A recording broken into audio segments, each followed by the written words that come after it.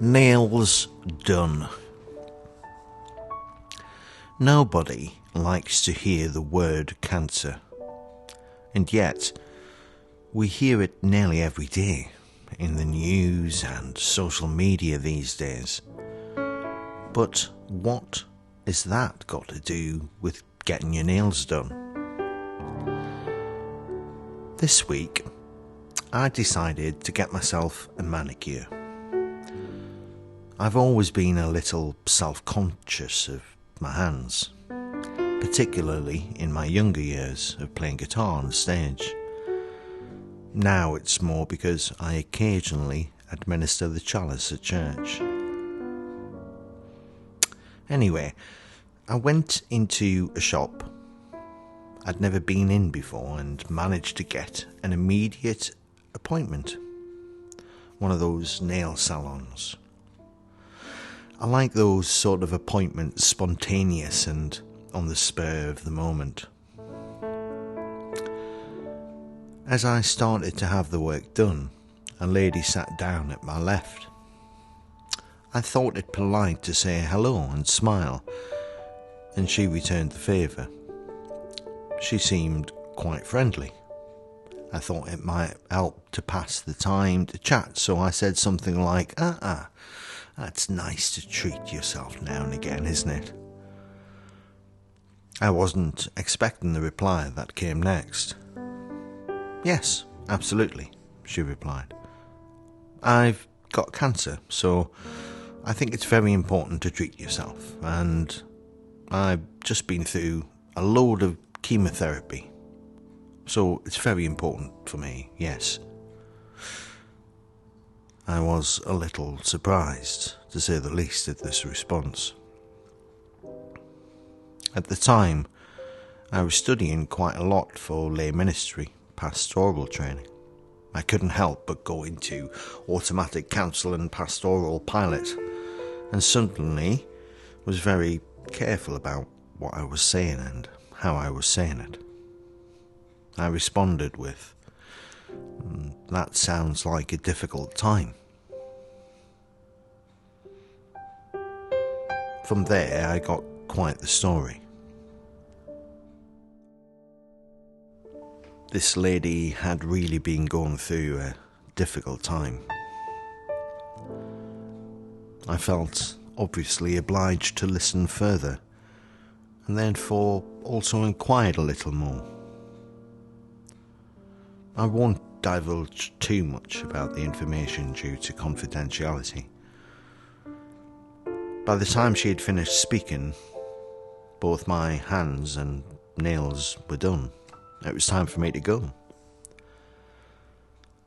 As I was paying for the service and getting my things and rucksack to go, she said that it had been nice talking to me, and we chatted briefly about the plans for the rest of the day. We said goodbye and I left the salon. I told her I would light a candle for her in church, and immediately just went round the corner and did so. Since this event, I've unpacked the goings-on a little in various different ways for theological purposes. Well, firstly, if I hadn't made the initial contact and said, it's nice to treat yourself every now and then, isn't it? What would have happened? Would I have just sat there in my own thoughts and maybe planned something? Perhaps I would have chatted to the woman doing my nails. 2, maybe I was there for a reason. Had my pastoral training led me to this moment so I could use my skills for this lady? And 3, was this God saying to me, hey, you never know what's around the corner. This lady has cancer. I considered quite a list of possible outcomes and timelines that could have happened in order for this theology to be one of good reflection for the listener.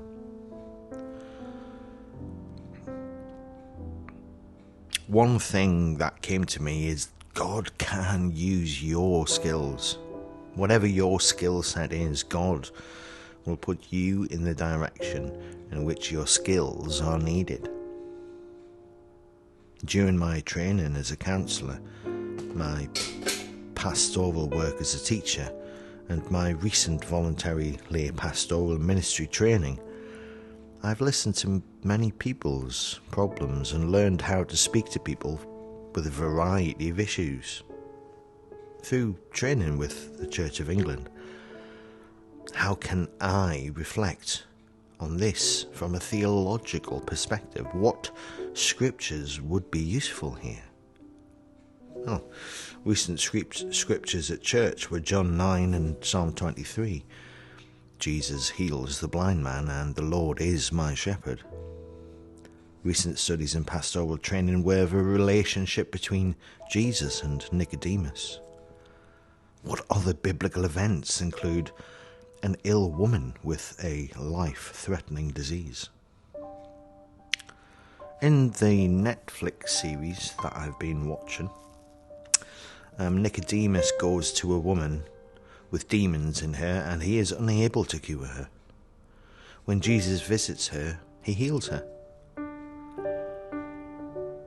From my perspective also, the book The Wounded Healer tells the story of a trainee curate speaking to someone with a terminal illness who dies and the emotions he felt afterwards. I remember during our conversation with this lady, I also asked whether she had received any help from Macmillan nurses, who do a wonderful job. She said, yes, a little, but I mainly rely on my mum.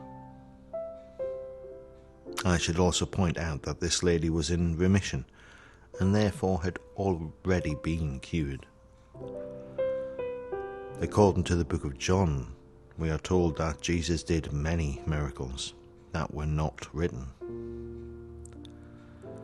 The lady spoke of the support she had from her family and her recovery process, and on reflection, this appears to be another miracle, where Jesus has healed and it is not written down.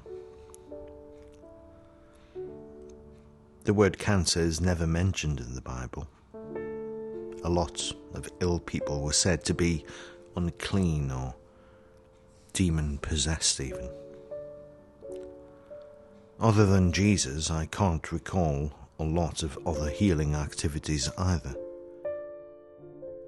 Of course, Mary Magdalene did pour oils on Jesus' feet and used her hair to brush the oil over him.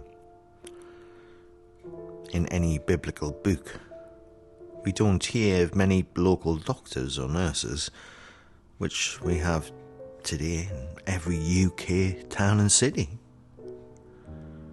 We should never ask God to demonstrate his power, because he is doing this every day through his doctors and nurses, through his churches and the many Christians or believers throughout the world. He works through you and me in our hearts and minds, with our words and our spirit. The scriptures are a reference point in history that Jesus was working to heal miracles even before his death and resurrection.